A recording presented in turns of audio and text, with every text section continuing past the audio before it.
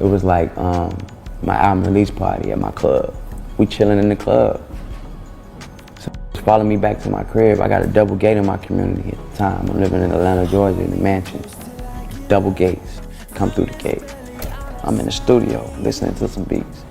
All I hear is boom, real loud. Instantly stop the music. I just hear it. Run. I hear do. My partner say, man, who the f in this crib? You run to the front door. I hop out, I start shooting. Bow, bow, bow, bow, bow. Shot the bow, shot it.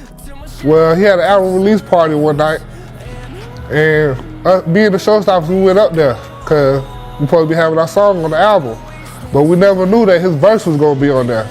Soulja Boy might have found a way to beat the system, but was it worth it? We're talking about stolen songs, fake friends, and a legal case that could have locked him up for life. Meanwhile, Big Draco is still handling his business, while his former friend sits in jail. But was it really self-defense?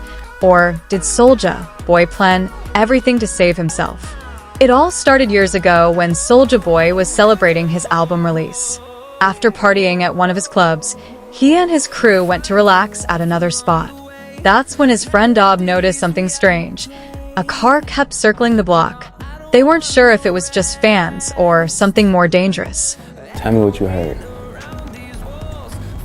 I heard you were at an album release party, you were at your house, and between 3 and 6 dudes with masks came in with AK-47s. So basically. Then they heard a noise outside.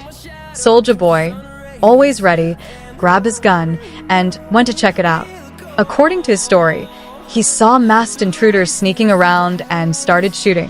One of them got hit, and when Soulja pulled off the mask, he was shocked. It was Droop, someone he had worked with before. A-Rap passed me the pistol. Bam, I look through the door. I see like 3, 4 running through the crib. All black, mask on, running through the crib. Feel me? Walk up to this, take his mask off his head. Looked at it, saw who it was. I'm like, damn. Shot his in. Bow! He screaming and ah! I shut the door. When you took the mask off, you knew who it was? I knew who it was. Oh, wow. Atlanta called Club Excalibur. I bought it. It was always the lit spot. All the rappers come, everybody always come. Here's where things get complicated. Droop later spoke out and said Soulja Boy's story was a lie. According to him, no one broke into Soulja's house. Instead, he claimed he was invited over to confront Soulja about stealing a song from his group.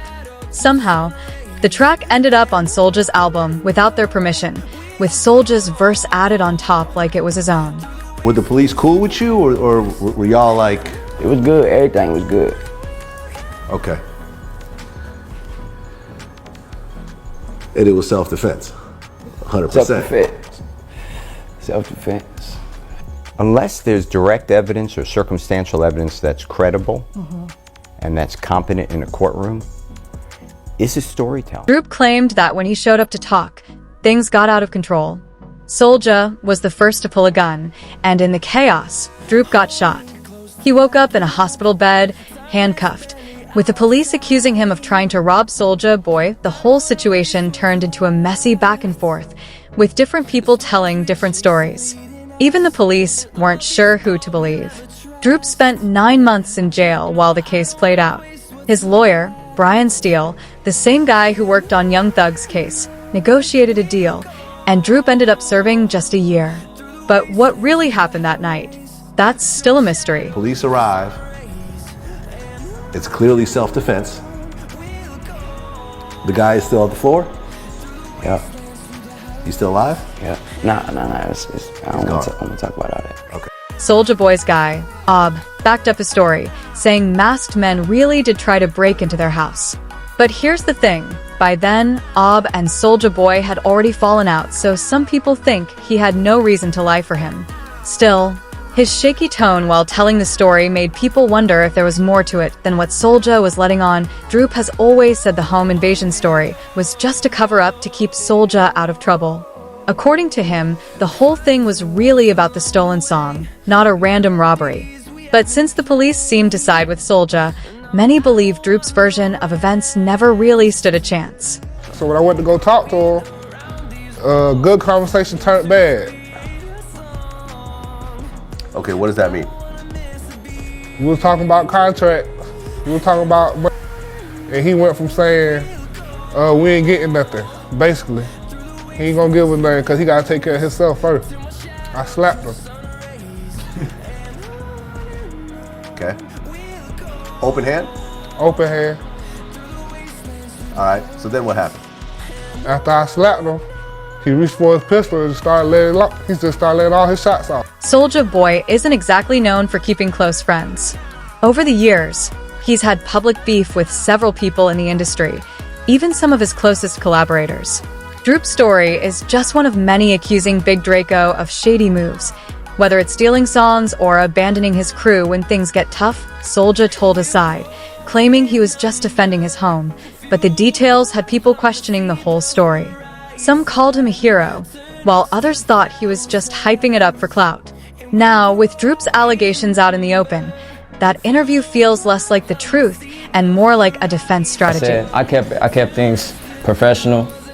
They mostly did business with Soulja. That was his artist. But I was chilling. Me and Jabbar, we was just chilling, looking at the girls. I don't know. It was nobody was. Here's where things get really unclear. Some believe Soulja Boy's quick thinking saved him that night, while others think he made up the whole robbery story to avoid legal trouble. With no solid evidence and conflicting testimonies, the truth is still unknown. Backing Soulja's story gives it some credibility, but his emotional retelling has people wondering if he's leaving out details, whether out of loyalty or fear. His body language and tone in interviews have only added to the speculation about what really went down that night. Next voice, next voice. The streets are talking and opinions are split. Some people are standing by Big Draco, while others think Droop might have a point. One person said, either way, Droop admitted he smacked Soulja in his own house. He had every right to defend himself and his property. If someone pulls up uninvited, you have to do what you have to do. Another commenter pointed out that Soulja's storytelling style makes him sound like he's making things up, but over time, many of his wildest stories have turned out to be true. Even people who don't like him will admit that. But then there are those who can't ignore the messy backstory. One fan wrote, "Nah, Soulja Boy snaked the showstoppers. He even dropped Birdwalks before Whoop Rico, so I get why SS was mad. Birdwalk overshadowed _ Rico. So what do you think? Did Soulja Boy really avoid life in prison by setting up his friend? Or is Droop just bitter over their falling out? And what about Ob's shaky testimony? Does it make Soulja's story more believable or less? Drop your thoughts in the comments, smash that like button, and subscribe for more real stories from the streets. And don't miss the next video on your end screen. It's even crazier than this one.